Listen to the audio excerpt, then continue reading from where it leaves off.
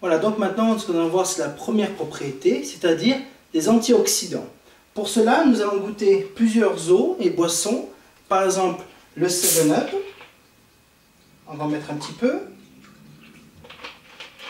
Nous allons prendre du Perrier.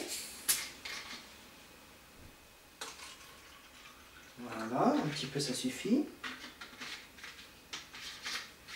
Nous allons prendre de l'Orezza, une boisson qui est très bue en Corse, si je ne me trompe pas.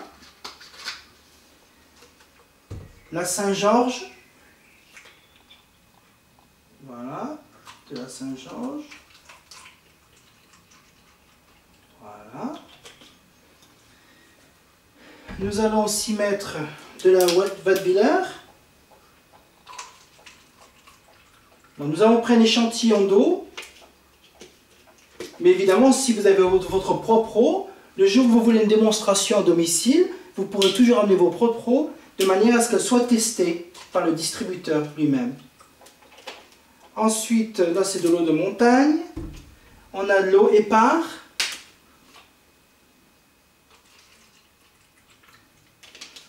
On aura de l'évian.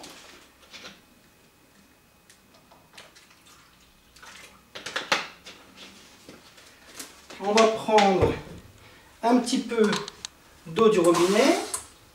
Voilà. Et enfin, on a notre Kangen que je viens juste de tirer de la machine. Pour ceci, nous allons utiliser ce qu'on appelle un appareil qui mesure l'oxydoréduction. Lorsque je l'appuie, vous voyez, nous avons un chiffre. Cela donne l'oxydation du corps. Lorsque l'on respire, plus le chiffre est élevé, plus il y a une oxydation qui se fait avec le corps. D'accord? Donc, lorsque je vais tremper cette sonde, nous allons avoir différents résultats. Tout d'abord, dans le 7-Up, nous constatons que le chiffre monte 320, 324. Donc on se rappelle, ça part de 0. Plus c'est élevé, pire c'est. Plus c'est bas, ça se rapproche du 0. Si éventuellement ça peut descendre en négatif, ça serait meilleur pour le corps. Donc on est à 321, 322. Dans le Perrier, nous sommes à 312, 311, 309, 308. Voilà, donc ça reste à peu près là. Hein. L'Orezza, nous sommes à 315, comme vous le voyez. D'accord. La Saint-Georges, 293, 94. Donc c'est déjà un peu moins oxydant que le Coca. Enfin que la 7-Up, pardon. La Wattwiller, nous sommes à 322.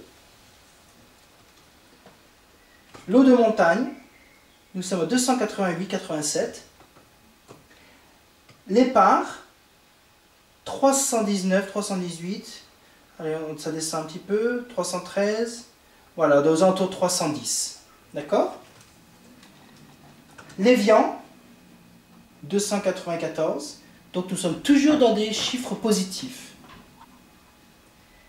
Notre eau du robinet, qui est à 270, 75, nous sommes actuellement en Corse, à l'île Rousse, et l'eau est mesurée à 295.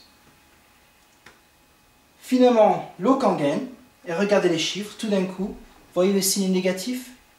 Nous sommes à moins 493, voilà, moins 460, 80, 94, alors on va laisser un peu, et ça ne m'étonnerait pas que nous descendions, voilà, nous avons passé les moins 500, donc vous voyez ce chiffre? Cet appareil ne ment pas. Vraiment, ce que nous voyons, c'est que l'eau Kangen est une antioxydant parce que le chiffre qui nous est donné est un chiffre qui est complètement exact. Dans l'eau du robinet, nous remontons, voilà, 100, donc les valeurs remontent. Vous le constatez. Si on repart dans 7-Up, on remonte aussi dans les 300 et quelques. Donc vous voyez, cet appareil est fiable.